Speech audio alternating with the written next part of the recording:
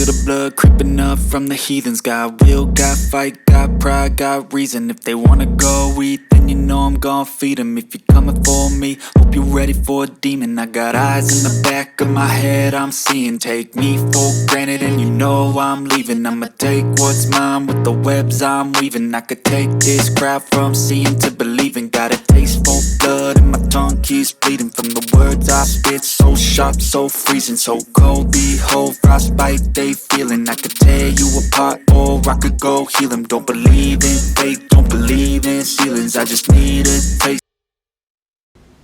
Hi everyone, and I welcome all of you to the second episode of the Dot Putter Show, from ordinary to less ordinary.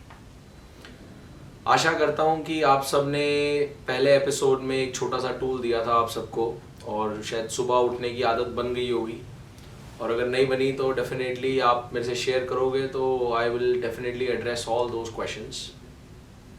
आज का episode जो हमारा है वो मैं समझता हूँ कि आने वाले सारे एपिसोड के लिए एक बहुत इम्पॉर्टेंट कड़ी है, और बहुत इम्पॉर्टेंट भी है क्योंकि आज मैं आप लोगों से वो रहस्य शेयर करने वाला हूँ जो अभी तक मेरे ज्ञान का या मेरे लाइफ में जो भी मैंने अचीव करा है उसके लिए एक सबसे इम्पॉर्टेंट मास्टर की है, एक वो कड़ी है जिसकी वजह से मैं सब कर पाया हूँ. So I will share with you the master key of being less ordinary. वो ऐसी चाबी, ऐसी मास्टर की जो आपको सारे के सारे जितने भी आप लेस ऑर्डिनरी डायमेंशंस को इन्वोक करना चाहते हो उन सब में ये मददगार साबित होगी, and it will play a very important role. बहुत इंपॉर्टेंट रोल प्ले करेगी. तो सबसे मैं अगर अपनी बात करूं, और सबसे पहले मेरे मन में हमेशा एक सवाल आता था, और मैं सोचता हूं आप लोगों के मन में भी ज़रूर आता होगा. मेरे मन में सवाल आता था कि जब मेरे को इच्छा ये होती थी कि यार मुझे लाइफ में बिल्कुल यंग रहते हुए कुछ करना है, and being youngest I have to do एक सिस्टम को क्रिएट करना है. वो सिस्टम बहुत बड़ा, उसका नेम हो, पहचान हो, फिर धीरे धीरे चीज़ों में और विजन जो है उसमें और क्लैरिटी आती चली गई, चीज़ें क्लियर होती चली गई. तो मुझे हमेशा से एक ही बात लगती थी कि लोग हमेशा ये कहते हैं कि आपको अगर कुछ भी करना है तो उसके लिए ज्ञान होना चाहिए, you need to have a knowledge, which I certainly realise also. जब मैंने कुछ कुछ चीज़ों को स्टार्ट करा, जैसे मैंने स्कूल टाइम पे कुछ कुछ एक्टिविटीज़ करते थे, मैंने एरो मॉडलिंग करता थे, देन मैं जब आर्म्ड फोर्सेस एनडीए के लिए अपने आप को प्रिपेयर कर रहा था तो मैंने रियलाइज करी कि yes, this is a universal truth कि ज्ञान तो होना ज़रूरी है, नॉलेज इज मस्ट. फिर मेरे मन में सवाल ये आ गया कि लोग कहते हैं ज्ञान के लिए आपको पढ़ना पड़ता है. अगर आपने इतना पढ़ा होगा तो डेफिनेटली आपको अपने आप ज्ञान आ जाएगा, या ज्ञान का जरिया ही यही है.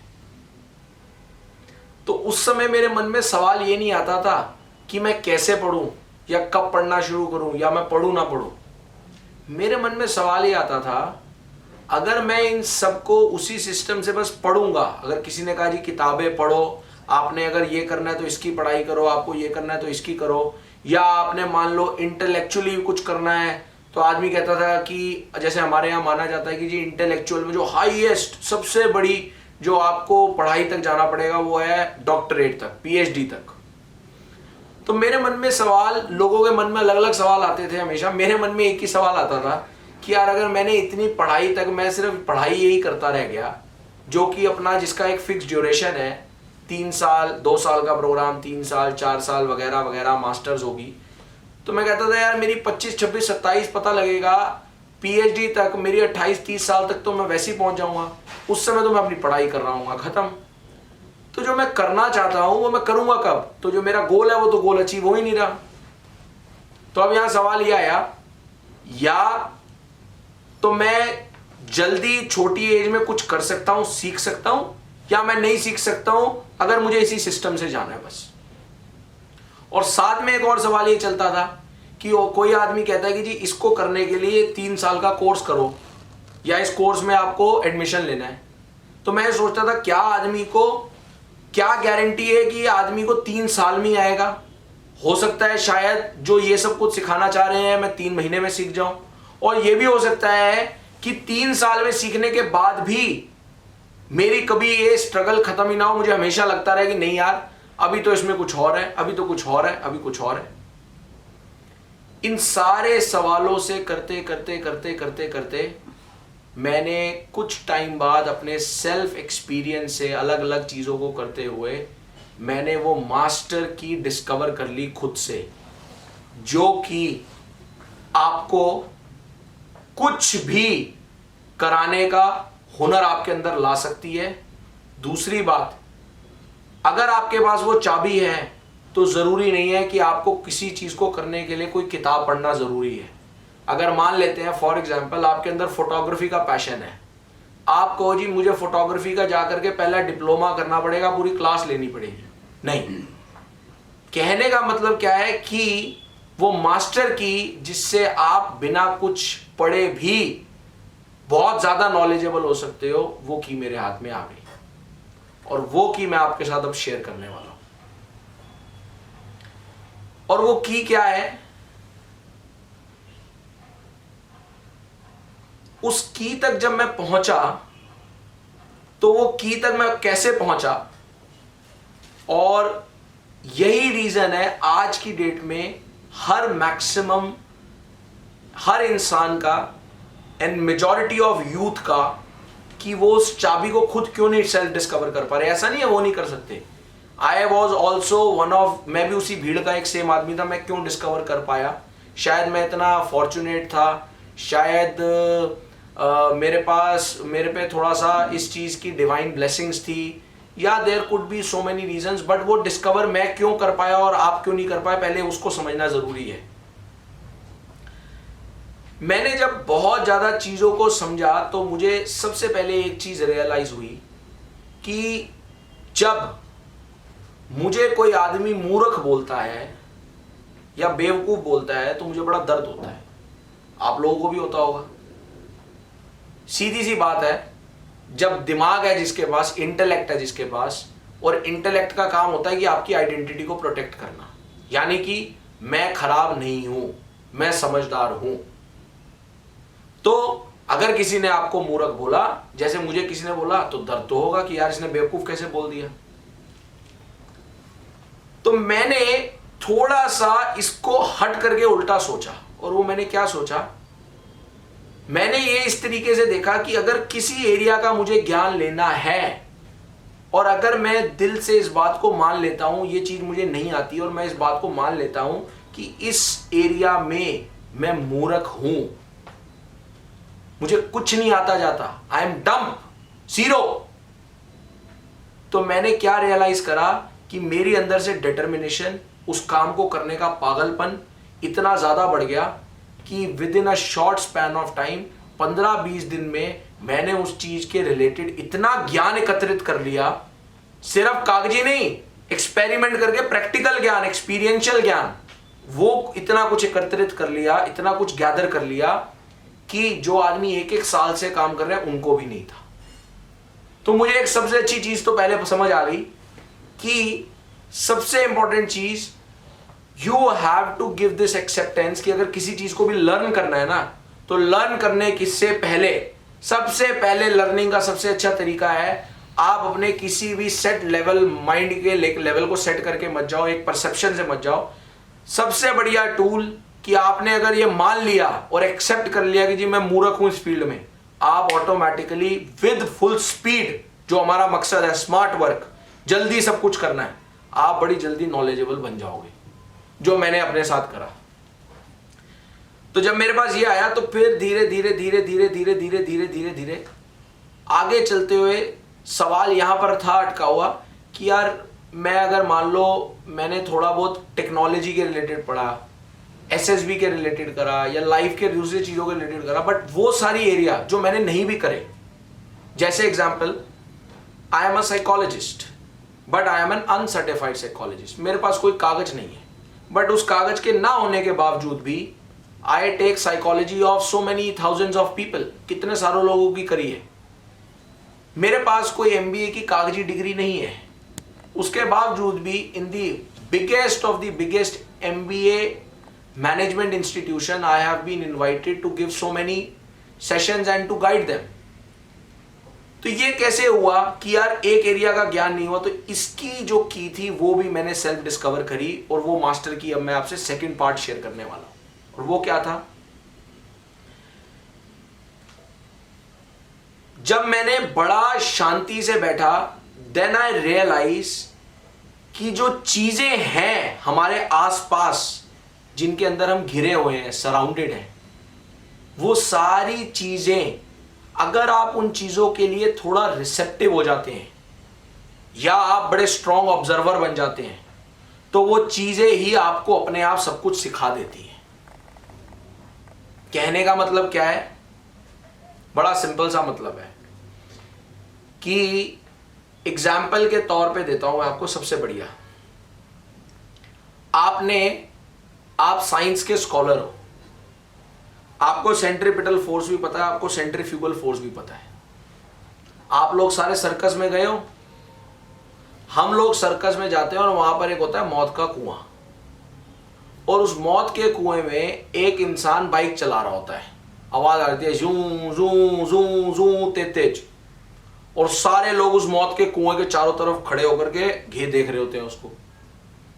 अब अगर मैं एक साइंस के स्कॉलर को कहूं कि भैया ये बंदा गिर क्यों नहीं रहा, तो वो स्कॉलर मुझे खड़ा खड़ा होकर ये बताएगा कि देखो जी ये तो कोई बहुत बड़ी चीज नहीं कर रहा। ये क्यों नहीं कर रहा, क्योंकि इसके पास सेंट्रीपिटल फोर्स और सेंट्रीफ्यूगल फोर्स के कारण जब ये इतनी स्पीड से घूमेगा, बाइक को चलाएगा, तो ये फोर्सेस के कारण वो गिरेगा नहीं, वो हमेशा उस पाथ में रिवॉल्व करता रहेगा, रोटेट करता रहेगा। अब अगर यही कोई होगा वो स्कॉलर जिसने प्रैक्टिकली अध्ययन नहीं करा, जिसका सिर्फ पेपर का ज्ञान है, अब अगर उसको मैं कहूंगा अच्छा जी आपने बड़ी अच्छी साइंटिफिक बात बताई, अब आप इसको जाके खुद करो, तो वो डरेगा, वो कभी खुद नहीं करेगा। ठीक, बट अब आप 2 मिनट के लिए उस आदमी का सोचो जो वो बाइक चला रहा है, क्या वो साइंस का स्कॉलर है? क्या उसने साइंस की पढ़ाई करी है? नहीं, वो एक बड़ा नॉर्मल सा आदमी है जिसका लाइफ में उद्देश्य है अपनी सस्टेनेबिलिटी और सर्वाइवल को रखना, रोटी, कपड़ा और मकान, जिसके कारण उसके लिए वो एक काम है और वो उस काम को उसने समझा और वो कर रहा है। अब उसने समझा कैसे? ना उसने कोई साइंस पढ़ी ना कुछ पढ़ी, वो ऐसे समझा कि जब उसको शुरुआत में किसी ने ट्रेन करा तो उसने उसको ऑब्जर्व करा, और जब उसने उसको ऑब्जर्व करा तो ऑब्जर्वेशन के अंदर वो रिसेप्टिव हो गया। रिसेप्टिव का मतलब कि अच्छा इस आदमी ने बाइक को, सामने वाले ने कहा देख भाई कैसे चलाते हैं, अच्छा इसने इतने लेवल पे टिल्ट करा है, अच्छा टिल्ट करने के बाद इसने इस स्पीड पे शुरू करा और उसने इतनी देर में ये कांस्टेंट स्पीड पकड़ ली और अब एक कांस्टेंट स्पीड मेंटेन कर रहा है। ये सारी हमारी ऑब्जर्वेशंस है। जितने ज्यादा हम स्ट्रॉन्ग ऑब्जर्वर बन जाएंगे लाइफ में, उतने ज्यादा हम रिसेप्टिव हो जाएंगे और उतने ज्यादा हम प्रैक्टिकली नॉलेजेबल बन जाएंगे। किताबी नॉलेजेबल नहीं, प्रैक्टिकली नॉलेजेबल। तो इसी तरीके से in the same way my journey was there where I became observant about things. मैं चीजों के लिए बहुत स्ट्रॉन्ग ऑब्जर्व करने लग गया और उसी ऑब्जर्वेशन ने मुझे धीरे धीरे धीरे चीजें अपने आप सिखा दी, जबकि मैंने कुछ भी उसके रिलेटेड नहीं पढ़ा था। शुरुआत में तो ऐसा हुआ कि इस चीज की मास्टर की तक मैं नहीं पहुंच पाया था। बस ये था कि मेरे अंदर क्वालिटी थी कि मैं ऑब्जर्वर था और मैं उसकी वजह से सीख जाता था, बट मुझे नहीं पता था कि ऑब्जर्वेशन से हो रहा है। मुझे यही लगा कि नहीं कोई कारण से हो रहा है। बट धीरे धीरे धीरे जब मेरी ऑब्जर्वेशन और ज्यादा एग्रेसिव होती चली गई, then I was able to discover this की, जिसको मैंने प्रैक्टिकली खुद कॉन्शियसली किसी किसी एरियाज में अप्लाई करके देखा तो मेरे सामने रिजल्ट निकल के आ गया, और वो रिजल्ट ये था कि मुझे वो चीज समझ आ गई थी। सबसे सिंपल एग्जांपल मैं आपको अपनी लाइफ, अपनी ही जर्नी का दे देता हूं। Today I am the author of the top rated SSB book which maximum aspirants read to get into Indian Armed Forces as an officer. 1 lakh से ज्यादा बच्चे उस किताब को फॉलो करते हैं और कितने ही बच्चों ने भारतवर्ष में पूरे पैन इंडिया पे उस बुक को पढ़ के वो रिकमेंड हुए हैं, जिसके लिए they get so many I get so many testimonials, उनके फीडबैक्स वगैरह वगैरह इंस्टाग्राम सोशल मीडियाज पे। एक बारी क्या हुआ कि मेरे एक सेशन में एक ने मेरे से रैंडमली ऐसा पूछ लिया, क्योंकि ऐसा माना जाता है हमेशा, ये एक हमारी साइकी होती है, जनरल साइकी, कि if I am a writer so I am a very good reader. क्योंकि हमने ये सोच, हमारे को शुरू से बताया जाता है कि अगर आप कुछ चीज को खुद लिख रहे हैं ना, तो इसका मतलब आप रीडर भी बहुत अच्छे हैं। तो मेरे से किसी ने मेरे से सेशन में एक there was a girl, she asked me कि सर आपने ये किताब पढ़ी है, तो she just thought this by this general notion कि I am a very good reader as well. तो जब उसने मेरे से सवाल पूछा तो उसके बाद मैंने उसको ये बात सिंपली शेयर करी कि if you want to meet the worst reader on this planet, अगर आपको इस पूरे अर्थ के वर्स्ट रीडर से मिलना होगा, then that person is standing in front of you. Ujjwal Chugh is the worst reader on this planet. और मैं आपसे कोई ये बात आपको ऐसे नहीं बोल रहा, I am telling you with due honesty, ईमानदारी से मैं आपको अपने दिल से बात बता रहा हूं कि मैं सच में सबसे बेकार और खराब रीडर हूं। आज तक मैंने 10 पन्ने भी किताब के नहीं पढ़े होंगे, जनरल किताब के, कोई ज्ञान लेने की। वो बात अलग है, वो तो आप सब जानते ही हो, जितने भी ग्रेजुएशन वाले हो, कि उसमें तो नंबर लेने के लिए हम जो जुगाड़ लगाते हैं रातों रात, तो उस रातों रात जुगाड़ लगाने में चाहे हमने 100 पन्ने भी पढ़ ली हो, बट उसको पढ़ना नहीं बोलते, वो नंबर लेने की स्कीमें कहते हैं उनको। वो आप सबने भी लगाई हैं, तो हमने भी लगाई हैं। तो रातों रात इंजीनियरिंग में कैसे पास होते हैं, यहाँ कैसे पास होते हैं।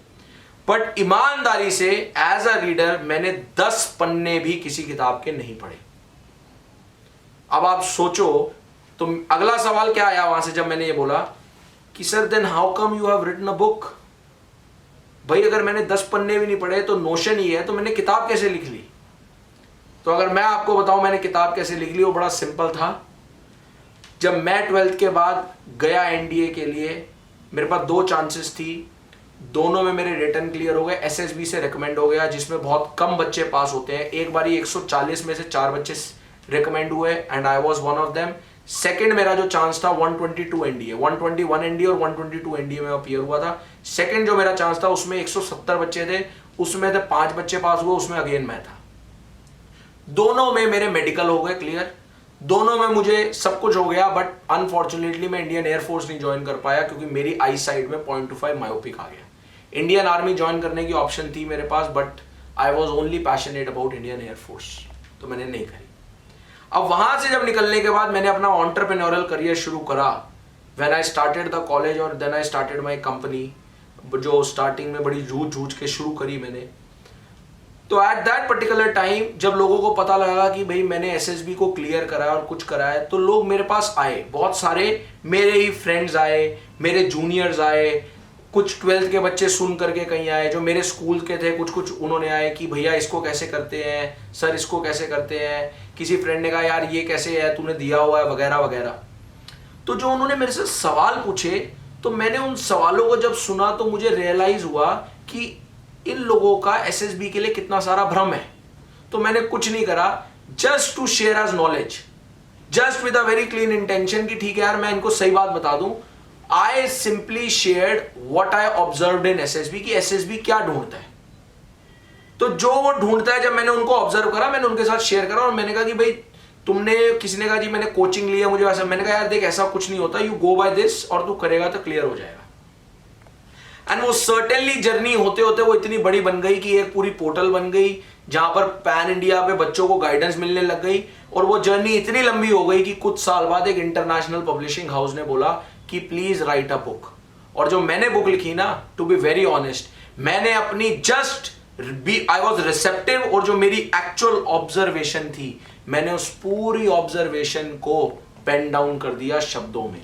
और मेरा हमेशा से यही कहना रहा हर किसी को, हर इंसान के अंदर एक राइटर छुपा है, बिकॉज जो बेस्ट राइटिंग होती है ना, वो क्या होती है, manifestation of your experience in words is the best writing.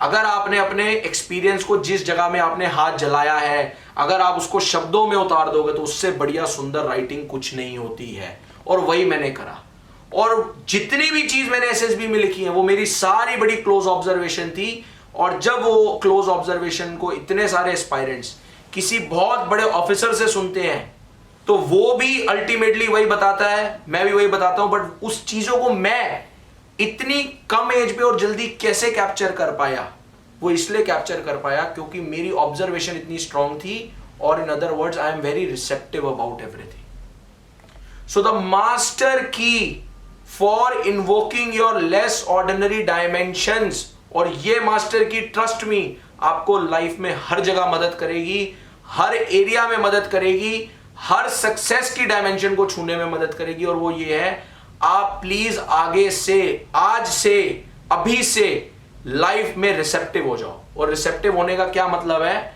Receptive होने का बड़ा सिंपल सा मतलब है कि कोई भी चीज को बड़ा स्ट्रांगली ऑब्जर्व करो, और जो चीज जैसे आती है, तो जो चीज जब आप उसको ऑब्जर्व करेंगे तो आपको पता है कि यहां क्या हो रहा है। जब आप उसको ऑब्जर्व करेंगे means you are receptive about it. When you will be receptive about it, तो आपको उसकी जो साइंस, उसकी जो केमिस्ट्री होगी, वो अपने आप समझ आ जाएगी। जैसे एक फाइनल एग्जांपल, एक किसान खेत में पेड़ को फसल जोतता है, वहां पर कीड़ा लग जाता है फसल में। अब अगर एक पेड़ मर रहा हो और एक आदमी ने बहुत ज्यादा, मान लो आप बॉटनी की पढ़ाई करी हुई है पेड़ों की, तो एक वो साइंटिस्ट और एक किसान, दोनों में से किसान बता देगा कि ये पेड़ की हेल्थ खराब है, और वो नहीं बता पाएगा। क्यों? क्योंकि वो जो उनके साथ रहा है ना, उनको ऑब्जर्व करते करते इतना रिसेप्टिव हो गया कि उसका जनरल पैटर्न, कि वो कैसे उग रहा है, क्या हो रहा है, उसी ने उसको ज्ञान दे दिया। So just become receptive about life, become receptive about everything that is happening around you. आपके फादर किस बात पे गुस्सा होते हैं, कहां नहीं होते, क्या होते हैं? आप कहते हो जी मुझे मैनेजमेंट सीखनी है, जहां मैं अपने काम भी कर लूं और मेरे फादर भी खुश रहें। आप रिसेप्टिव हो जाओ, आपको अपने फादर का, अपने पेरेंट्स का पैटर्न समझ आ जाएगा, आप उनको हैंडल कर लोगे। आपको पता है जी मेरी टीचर्स जो है वो, इनकी ये डिमांड है, आप रिसेप्टिव हो जाओ, आपको समझ आएगा। Just be receptive about life. You will automatically start observing and experiencing कि आपकी less ordinary dimension खुलनी शुरू हो गई है। तो अगले एपिसोड में मिलते हैं और एक नई चीज के साथ कि कैसे अपनी एक नई लेस ऑर्डिनरी डायमेंशन को इन्वोक करना है। तो अगले एपिसोड में जानेंगे कि किसी भी चीज को करने की सही समय या सही उम्र क्या है, ताकि उस काम को हम समय से पहले शुरू कर सकें और लेस ऑर्डिनरी बन सकें। So till then, thank you so very much for joining me live today, and I really love you all, and see you guys in the next episode with the new dimension to invoke the less ordinary.